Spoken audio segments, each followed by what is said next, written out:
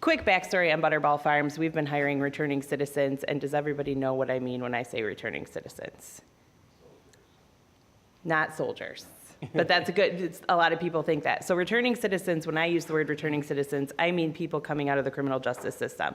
They may be on parole, probation, they may have gone to prison, they may have a felony, they may have a misdemeanor, any of the above. And that's kind of become the buzzword or the politically correct term, as opposed to ex-con, ex-felon. We like to stay away from those kind of stigma-induced words, right? So Butterball Farms has been hiring returning citizens for 20 plus years. We've never never discriminated against anybody in our hiring practices. It was never a cognizant effort where we said, we're gonna go and we're gonna only hire, people of this segment or this segment. But when we installed a piece of machinery in our facility, we had to downsize our workforce by roughly a third. In doing that, we helped everybody who wanted to find new employment, and we were successful in doing that 100%.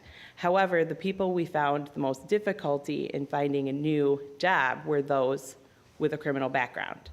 And that really led us to this thought of, we've been doing this forever, why can't we encourage others in our community, our neighbor businesses or other friends of the company to engage in this work. So 32-2 was kind of born from that and dubbed the name because our initial goal was to find 30 employers in the area to hire 2 returning citizens or commit to hiring 2 returning citizens and track their progress within the organization for 2 years. Thus 32-2 was born.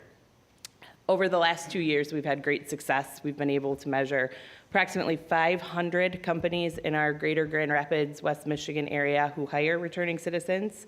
We've got 30 community partners, business partners, who are hiring and tracking individuals, and I've got over 1,700 individuals that I can track in the area.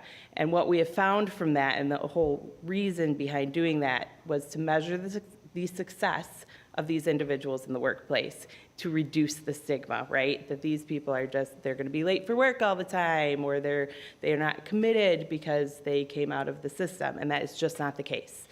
45% of our workforce at Butterball Farms are returning citizens, from the office staff all the way down to the entry-level people.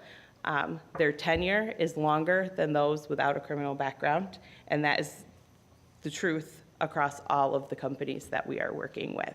They're more dedicated employees. They appreciate the opportunity more.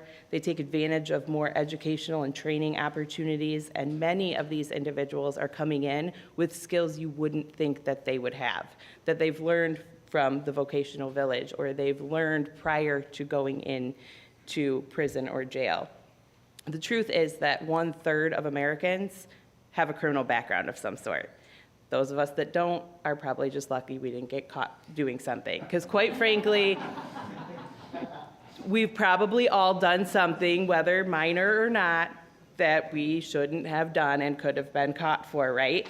So going into an interview with a scarlet letter because you had to check a box on an application that says, I have a felony,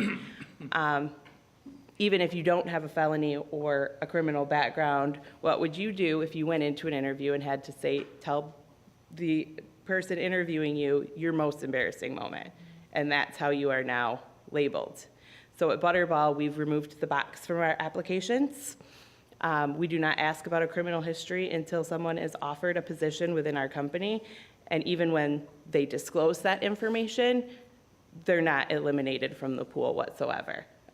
Most people find if they can talk about their past conversationally, as opposed to like, what did you do and why did you do it and how can I trust you, they're far more open to share their experiences and then mentor others within the organization. We have one gentleman that works with us who did almost 20 years.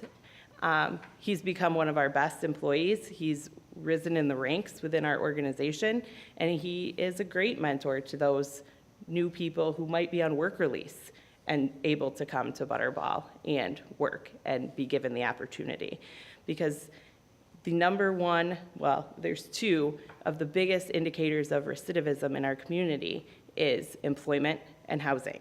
and 95% of those people in prison and jail are coming back to our communities.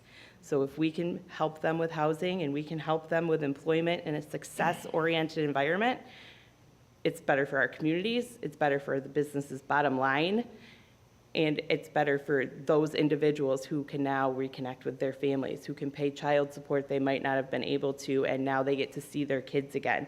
So it's overall a win-win. So 32.2 was developed to really measure those statistics and make the business case for hiring from this population. There are amazing organizations at the table here who provide some barrier relief, and they provide employment, and probably half, if not more, of this panel and those in the room are part of the 32.2 program. But we want the business statistics, because when you go to a business leader, especially one who has never considered hiring from this population, they want numbers and they want data. We all have the heartfelt stories, and I can sit here for the next hour and a half and tell you stories of people who have reconnected with their kids, who have now become managers, who now have a master's degree, who have done all of these things, but business leaders still want data. So 1 minute. So ultimately, over the next 2 years, we've just started the next 2 years of our study. We have 30+ employers engaged. We'd love any of you in the room who would be willing to share their data with us. But the biggest thing we're looking at right now is turnover rate over the next couple of years. And I will end on, we were invited to the White House 2 weeks ago to speak with, Uber was there, Google was there, American Airlines was there, and we sat in a roundtable discussion with 16 other businesses around the country who have committed to stay together. Despite whatever happens in the election, of course, it was the current administration that invited us to do this work around the country.